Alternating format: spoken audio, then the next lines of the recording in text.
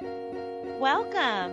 This is RiaTalk for real people, where we're always keeping it real about real life. And here's your host, Maria. Hello. Hello, hello, hello. Welcome to Real Talk for real people. Let's talk. Okay. Sounding good and strong. What are we talking about tonight? Well, I was thinking about how people break up in their relationships. And I was thinking there needs to be rules, or people need to be reminded about how you should behave or not behave after a breakup. I once heard a person say, you shouldn't cross the same bridge twice. And your ex is your ex for a reason. And yet, I've met so many women, uh, who want to have, connections to their ex instead of moving on. If you are still connected to your ex and there are no children, sometimes people, now when you have children connected, it's kind of hard not to be connected in some way to your ex. But even that can be accomplished, without having, connection to your ex, even though you share the same children. I tell people in mediation many times, that there are programs and, companies that, third parties that can be sure, like when you're transporting the children, for, parenting time with a non-primary caregiver. Also, just say even if you have older kids, and they're graduating, they're having bar mitzvah or whatever. It doesn't mean that you have to be in relationship with your ex. But some people be single. They have no children, no connections with that person, and they still are connected. And I feel like that is a no-no. Your ex is your ex for a reason. Like, no, we can't keep being friends in the way you mean friends. No, when it's over, you weren't my friend. If you were my friend, we would have stayed in the relationship. So why should we stay friends now that it's over? Your ex is your ex for a reason. So I guess these are the things I was thinking about. Before I move on, what do you have to say?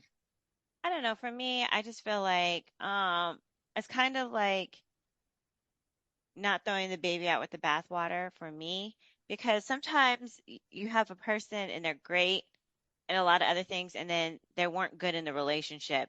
And I recognize that we're not good in a relationship at all. But I don't think you're a bad person. I just don't think we are good for each other in this capacity. And that's how I take it. Several of my boyfriends, ex-boyfriends, I can have conversations with them and be cordial with them and not want to get back with them, because I understand that um, that part of that relationship that I had with you, that part we can never have again. I don't want to revisit that because it's not good when I'm like that with you.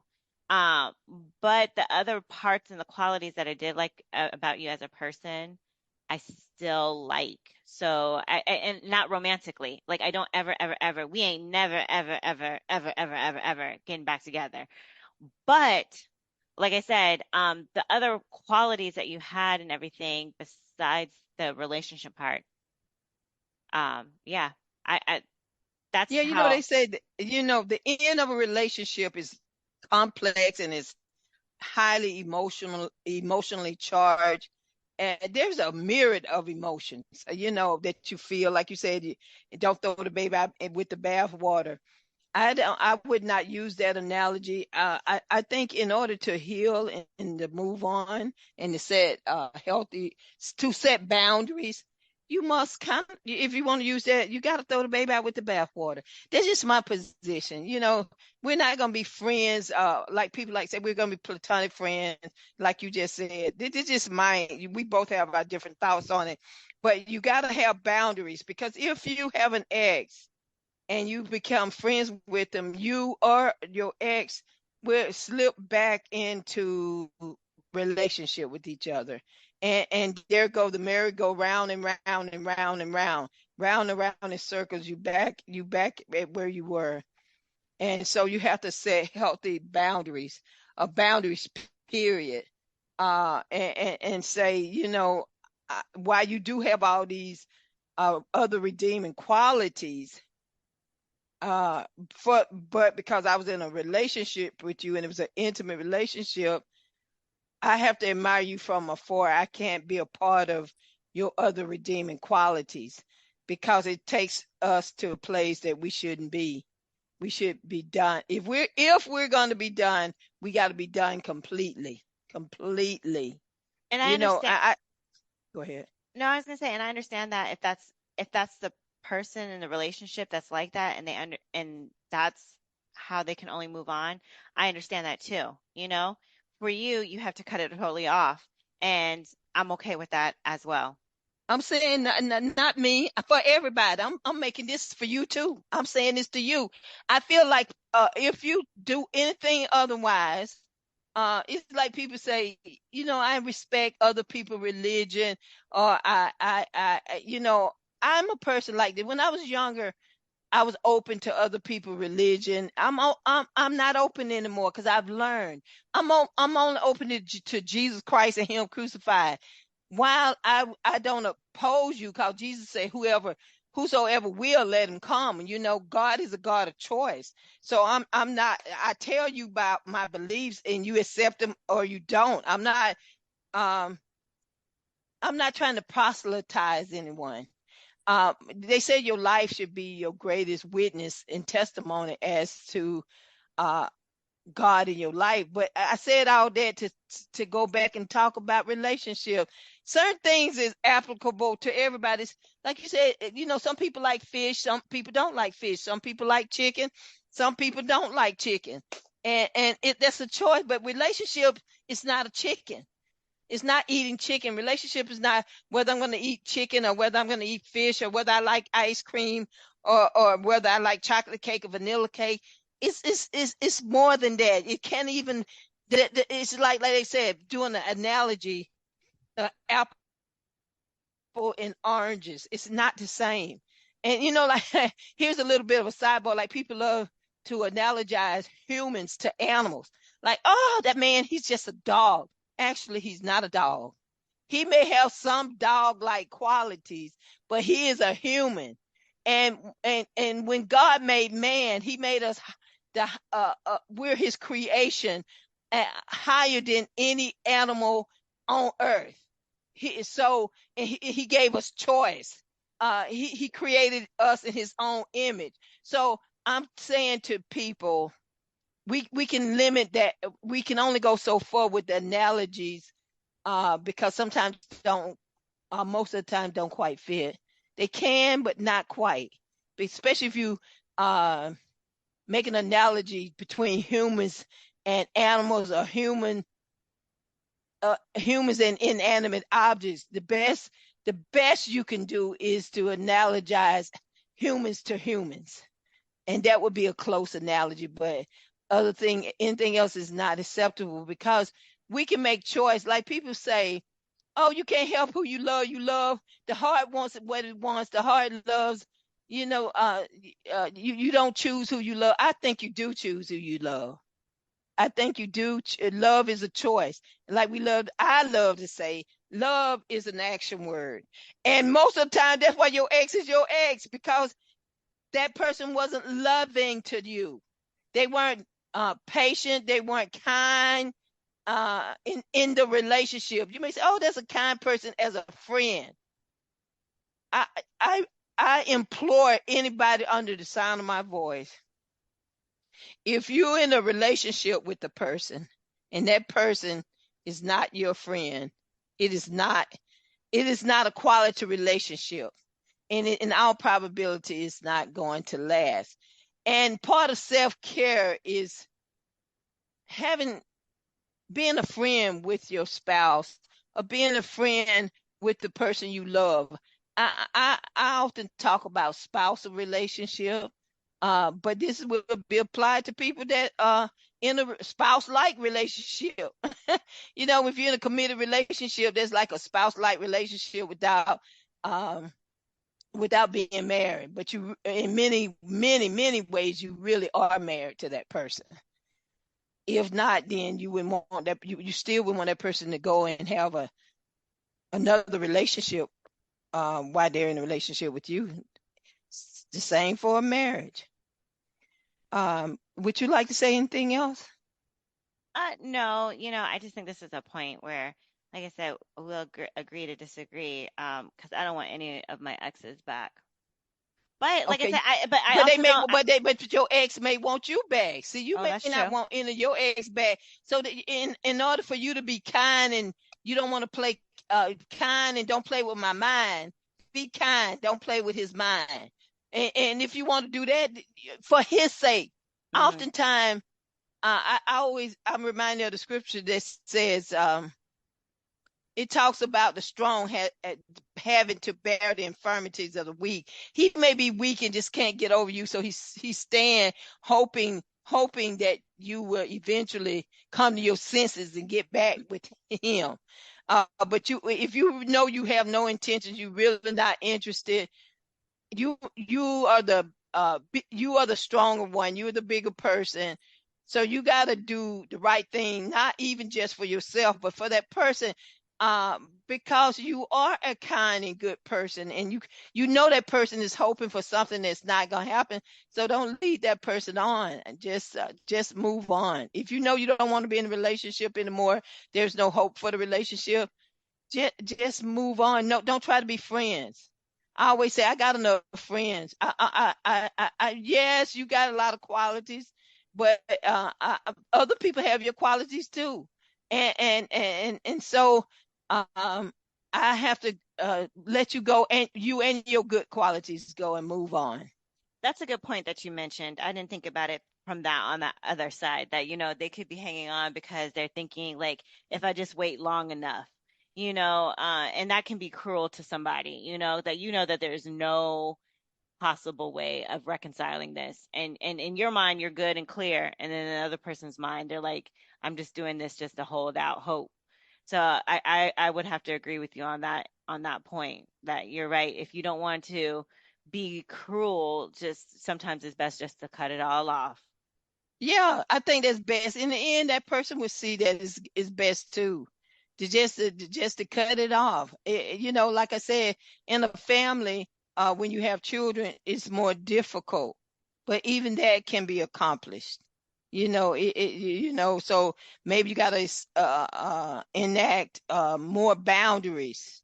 You gotta maybe talk about it, how we're gonna do this with our children, or whatever, and make a decision that this is the way it's going to be.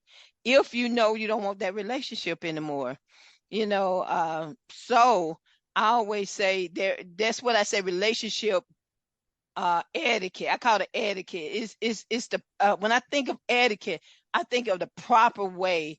And when you think of etiquette, you're thinking of having manners, being kind, being considerate, being civil, civility. That's the etiquette part of it. Okay, in order to be kind, civility is really about being kind and considerate of others. And the best kindness you can show somebody, that if you don't really want them, there's no hope for the relationship from your side of it, is to just end it. It just like sometimes when a doctor, you break your arm, and they got to reset it back into your shoulder. They just snap it back real quick. It's going to be excruciating pain initially, but in time you come to accept it. I always think of when my mom died, because that's every time I even say it, it brings tears to my eyes. But and looking back, my mom was very sick,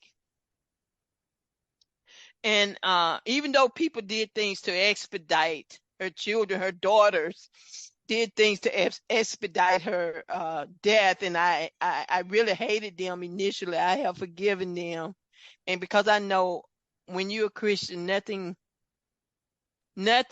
go touches you without God getting without God permitting it. I used to, when it first happened, I looked at it a different way, but then I looked at it as it was God's mercy because my mom was very sick, she was in pain.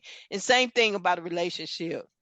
Sometimes it at the beginning is very uh uh it's hard, but it may be in everyone's best interest that it happens.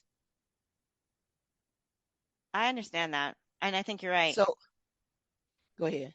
No, I was saying I agree with you. I think in that respect because you know, yeah, sometimes not everyone is where you're at, or not everyone interprets things the way you see it. That's probably why you guys broke up anyways. Yeah, yeah, you weren't on the on the same page, you know? So I Right. agree with you, you know, just cut it off. Like a love TKO, just cut it off so that Right. put them at their misery, put them at the relationship misery. Right. I think if that's how you feel about it, and that's what you should do. You should just cut it off. And that's what, going back to relationship etiquette. Once you broke up and you don't want to get back together, then etiquette requires that in order for you to heal, you must set boundaries for yourself and for that person. And for yourself is it's about self-care.